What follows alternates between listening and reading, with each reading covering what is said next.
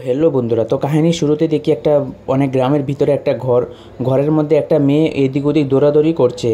তারপর পরে বুঝতে পারলাম যে মেয়েটা এই গোডাউন থেকে যে ঘরের মধ্যে আছে সে ঘরটা থেকে ও বেরোতে যাচ্ছে। তারপরে এখানে আমরা বুঝতে পারি যে এখানে চারজন মিলে এই মেয়েটাকে এই গোডাউনের মধ্যে এনেছে। যে প্রথম নাম হচ্ছে গিরি, যে হচ্ছে এই যে গ্রুপটা আছে গ্রুপটা লিডার। তারপরের জন্য হচ্ছে চান্দু, নায়ক আর শিবা। তারপরে আমরা দেখতে পারি যে চারজন ছেলে মেয়ে এই মেয়েটাকে ঘিরে ফেলে। তারপর মেয়েটা বলে যদি তোমরা মিলে যদি আমাকে রেপ করো তাহলে কিন্তু যে দিশার রেপ করার ছেলেদের যে হাল হয়েছে তোমাদের কিন্তু সেমই হাল হবে। তারপর এখান থেকে গিরি আর নায়ক বলে ওঠে যে এসব নিয়ে আমরা কিছু চিন্তা ভাবনা করি না, কারণ আমরা এরকম বেপতারে কোনোই কাজ করি না যে রেপ করে এখানে ফেলে দিয়ে চলে যাব। আমরা ডাইরেক্ট মেরে ফেলি, তারপর এখান থেকে ডাইরেক্ট ওদেরকে জ্বলিয়ে পুড়ে মারিয়ে দিই। মানে এখান থেকে আমরা বুঝতে পারলাম যে তাদের যে এখানে যে ছেলেরা আছে ছেলেদের মধ্যে একটু দয়া মায়া বলতে কিছু জিনিসই নেই। তারপরে মেয়েটা এ কথা শোনার পর এখান থেকে আবার দৌড়াতে শুরু করে। মানে এখান থেকে যে রুমের মধ্যে আছে তারা, যে গোডাউনের মধ্যে আছে সে গোডাউন থেকে বেরোনোর জন্য। তারপরে মেয়েটা এদিক ওদিক দৌড়ানোর পর এক জায়গায় এসে লুকায়, কিন্তু এখানে লুকানোর সময় দেখি যে মেয়েটার উপরে কোনো কাপড় নেই, কারণ মেয়েটা যখন এদিক ওদিক দৌড়াচ্ছিল ওরা টেনে মেনে কাপড়গুলি ছিঁড়ে দিয়েছিল। তারপর মেয়েটা যেখানে লুকিয়েছে ওরা চারজনও সেখানে চলে আসে। তারপর ওকে এখান থেকে নিয়ে গিয়ে ওর সাথে রেপ করে তারপর এখানে মেয়েটা মারা যায়। তারপর এখানে গিরি বলে যে আগের মেয়েদেরকে যেভাবে এখানে ঠান্ডাভাবে মিশিয়ে দিয়েছিল সেইভাবে যেন এদেরকেও এই মেয়েটাকেও এরকম করে দেয়। তারপরে এখানে পুরো সিন শেষ হয়ে যায়। তারপরে এখান থেকে আমাদের দেখায় যে একটা মেয়ে যার নাম জননী, ও স্কুটি দিয়ে ওর বাড়ি থেকে আসছে অফিস থেকে। তারপর রাস্তার মধ্যে যে গিরি ছিল গোডাউনের মধ্যে, আর এখানে নায়ক, শিবা আর চন্দ অটো দিয়ে ওরা কোথায় থেকে আসছিল। তারপর এই মেয়েটিকে দেখে ওর পিছু পিছু করতে করতে তারপর একটা রাস্তার মধ্যে যেখানে কোনো লোকজন ছিল না সেখান থেকে ওকে উঠিয়ে নেয়। তারপর ওরা তিনজন অটোতে করে জননীকে নিয়ে চলে যাচ্ছিল। তারপর অটোর মধ্যে জননী বসে একটু চালাকি করছিল যে ওর মোবাইলটা নিয়ে ও কাউকে কল করবে। তো তখনই ওদের মধ্যে একজন মোবাইলটাকে নিয়ে ওরা রাস্তার মধ্যে ওরা ফেলে দেয়। তারপর এখান থেকে তিনজন মিলে জননীকে, যে আগের গোডাউনটা ছিল যেখানে আরেকটা মেয়ে ছিল যে আমরা প্রথম সিনে দেখেছিলাম, সে গোডাউনের মধ্যে নিয়ে যায়। তারপর জননীকে বসিয়ে ওরা এখানে মদ খাচ্ছিল। তারপর এখানে ভেবেছে যে জননী সবার মুখের মধ্যে স্প্রে মারবে, তারপর ওরা এখানে বেহুশ হয়ে গেলে ও এখান থেকে পালিয়ে চলে যাবে। কিন্তু এসব করার আগেই ওদের থেকে যে ওরা দেখে নিয়েছে জননীকে এসব করবে, তারপর জননী থেকে এই স্প্রেওয়ালা ওটা ছিনে নেয়। তারপর এসব করতে করতে জননীর মাথার মধ্যে একটা বুদ্ধি আসে। তারপর ও জননী বলে যে দেখো, আমি এখানে যদি বলি যে আমার সাথে রেপ না করতে তবুও তোমরা আমার সাথে রেপ করবে, তাহলে একটা বুদ্ধি হয়ে যাক যে তোমরা চারজনও খুব আরাম পেলে, আমিও খুব আরাম পেলাম। তাহলে তোমরা গিয়ে একটু একজন করে নেশার জন্য বোতল নিয়ে আসো, যদি না থাকে তাহলে আমার থেকে টাকা নিয়ে যাও। তারপর এসব কথা বলার সাথে সাথে ওরা প্রথম মানেনি যে এসব করবে বলে, কিন্তু ওদের আবার রিকোয়েস্ট করার সাথে সাথে জননী বলেছে যে একজন করে আমার সাথে করবে, সেটা আমিও ফিল করব, তোমরাও ফিল করবে। তারপর এসব বলে ওরা মেনে যায়। এসব কথা শোনার পর ওরা রাজি হয়ে যায়। তারপর জননীর কাছে আসে যে ওরা সবাই মিলে রেপ করার জন্য। তখন আবার জননী মাথার মধ্যে ব্রেন খাটিয়ে বলে যে দাঁড়াও, আমি বলছি তো একটু তোমরা শুনো, যে এখানে যদি আমাকে ঠিক আছে তোমরা আমাদেরকে রেপ করো, সব কিছু করো, এখানে আমিও বাইরে গিয়ে কাউকে কিছু বলবো না, আর তোমরাও এখানে কোনো ভিডিও করতে পারবে না, ঠিক আছে? তারপর এখানে যে চারজন ছিল চারজন রাজি হয়ে যায়। তারপরে ও যখন ওর কাছে যেতে শুরু করে, মানে চারজন যখন ওর কাছে যেতে শুরু করে, তখন ও বলে যে জননী বলে যে দাঁড়াও, এত কি তাড়াতাড়ি আছে, দেখো আমিও এখানে খুব আনন্দ পাবো, তোমরা কিছু আনন্দ পাবে, তাহলে গিয়ে আমি কিছু টাকা পয়সা দিচ্ছি, তোমরা গিয়ে মদ নিয়ে আসো, সবাই একসাথে বসে মদ খাবো, তারপর তোমরা একজন করে আমার সাথে, কারণ তোমরা হচ্ছে সবজি একজন থেকে একজন বলবান, আর আমি একটা মেয়ে, আমি কতজনে সহ্য করব। তাই তোমরা আমার জন্য গিয়ে মদ নিয়ে আসো, সঙ্গে ড্রাগস তো নিয়ে আসবে, তখন আমি তোমাদের একজনে সব কিছু সহ্য করতে পারবো। এসব রাজি হওয়ার পর নায়ক আর গিরি ওরা চলে যায় মদ আনতে, আর এখানে শিবা আর চন্দু ওদের সাথে ছিল, এই মেয়েটার সাথে। তারপরে আমরা দেখতে পারি যে শিবা মোবাইলের মধ্যে খারাপ ভিডিও দেখছে। তারপর পিছন দিয়ে শিবাকে এখানে জননী মারতে যাওয়ার মতন এরকম টাইমে শিবা ওর যা দিয়ে মারবে একটা রডের মতন ছিল সেটা শিবাকে ধরে ফেলে।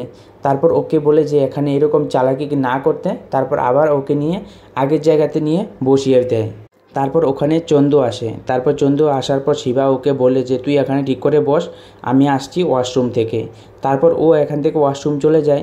তারপর এখানে জননীর মাথায় আবার অনেক কিছু ঘুরতে থাকে যে একটু বুদ্ধি চালিয়ে ওকে কী করবে। তারপর এখানে যে চন্দুকে ফাঁসানোর চেষ্টা করছে যে আমি তোমাকে খুব ভালোবাসি, তুমি আমার যে তুমিও তো আমাকে খুব ভালোবাসো, তোমার ভালোবাসাকে এদের কাছে বিক্রি করে দেবে, তুমি শুধু আমার জন্য তুমি আমার দেহকে পেতে পারো, অন্যরা কেন পাবে, এরকম অনেক কিছু বলে ওকে ভুলাতে শুরু করে। তখন কিন্তু চন্দু তব বলে যে আমি কিছু জানি না, গিরিভাই আসুক, গিরিভাই আসলে সব কিছু হবে।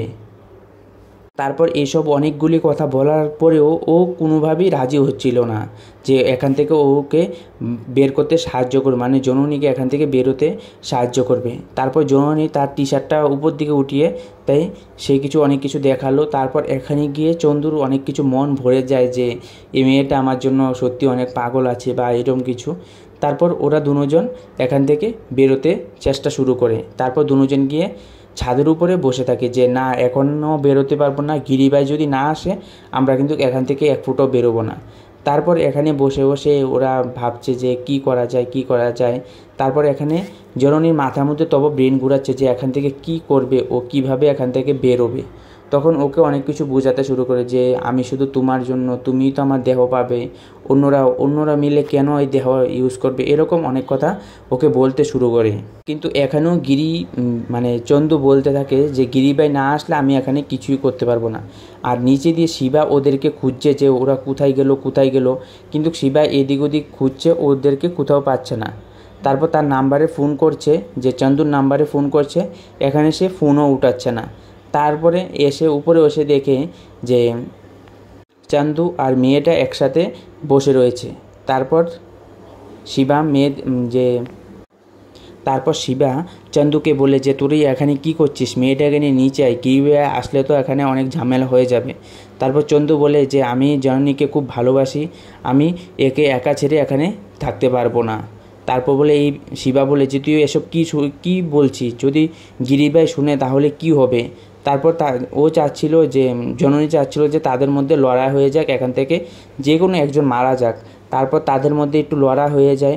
লড়াই হওয়ার পরে এখানে শিবাকে সে নিচেতে মানে চন্দু ধাক্কা মেরে নিচে পড়ে যায়, ওদের লড়াই করার সময় নিচে পড়ে ও এখানেই মারা যায়। কিন্তু ভিতরে জননী খুব খুশি হচ্ছিল। তারপর এখান থেকে ওরা আবার নিচে গিয়ে এখান থেকে ভাগতে যাবে, সে সময় গিরি আর নায়ক চলে আসে। তারপর বলে যে শিবা কোথায় আছে। তারপর ওরা মদ খেতে আবার বসে মেয়েটাকে নিয়ে। তারপর মেয়েটাকে ওরা মদ দেয়, কিন্তু মেয়েটা যে জননী সে মদটা নিচের দিকেও ফেলে দেয়। কিন্তু এখানে তো সবাই ভাবছিল না। তারপর এখানে নায়ক চন্দ্রকে জিজ্ঞাসা করে যে শিবা কোথায়। তারপর বলে যে জানি না শিবা কোথায় গেছে, ও কতক্ষণ ধরে কল টল উঠাচ্ছে না। তারপর ওরা আবার নায়ক বলছে যে তুই কল করে দেখ তো কল উঠাই কি না। চন্দুকে বলে যে তুই কল করে দেখ কল উঠাই কি না। চন্দু আবার কল করে বলছে আমার কল তো উঠাচ্ছে না, ঢুকছেও না, কি করছে জানি না। তারপর নায়ক বলে দাঁড়া আমি কল করে দেখি। তখন ও কল করেছে, ওর রিংটং শুনতে পাচ্ছে। তারপর বাইরে গিয়ে দেখে যে সে নিচে পড়ে আছে, ওরা এখান থেকে উপর থেকে কেউ ধাক্কা মেরেছে বা কোনো কিছু হয়েছে, তাই ওখানে নিচে পড়ে ওর মৃত্যু হয়ে গেছে ওখানেই। তারপর এখান থেকে জননী আবার চন্দু ভাগতে শুরু করে।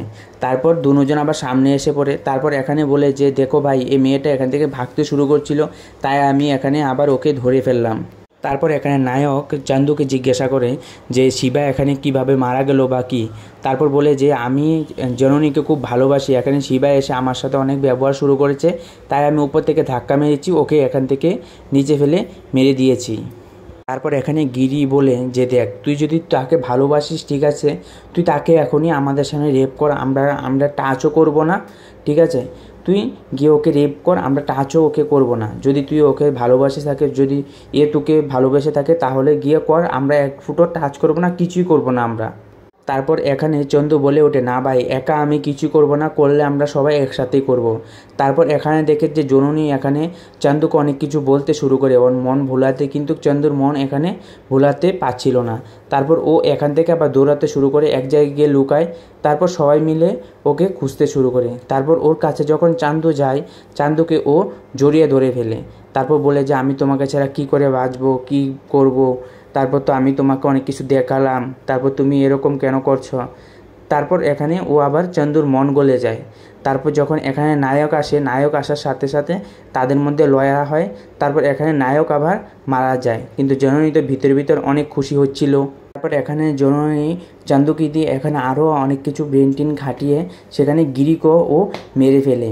তারপর ওরা ছাদে চলে যায় দৌড়ে। ছাদের মধ্যে এখানে আবার গিরির সাথে যে লড়াই হয়েছিল ছাদের মধ্যে হয়েছিল, সেখানে একটা কাচের মধ্যে ওর মাথা পড়ে গিরির, তারপর সেখানে গিরির মৃত্যু হয়ে যায়। তারপর এখানে চান্দু যে জননীকে বলে যে চলো এখন, যে ও কিছু বলার মতনও ওর কাছে শক্তি ছিল না। তারপর বলে যে চলো এখান থেকে আমরা চলে যাই। তারপর এখানে জননী বলতে শুরু করে যে আমার আগে তোরা আরও কত মেয়েকে এখানে এভাবে অত্যাচার করে মেরেছিস। তারপর এখানে চন্দুর যে প্রাইভেট পার্টটা আছে, প্রাইভেট পার্টটা ও কেটে ফেলে দেয়। তারপর জননী এখান থেকে চলে যায়, সেখানে পুরো কাহিনী শেষ হয়ে যায়। আর এই কাহিনীটা আমার যেরকম লেগেছে ভালোই, কারণ এরকম রাক্ষসদের জন্য এরকমই হওয়া উচিত, যে একটা মেয়েটা সেভাবে কীভাবে ব্রেন খাটিয়ে কী করেছে। আর আপনাদের কীরকম স্টোরিটা লাগলো সেটা কিন্তু কমেন্ট করে জানাতে ভুলবেন না। তো আজকের জন্য বাই। আর যদি ভিডিওটা ভালো লেগে থাকে বন্ধুদের সাথেও শেয়ার করতে পারেন। তো বাই।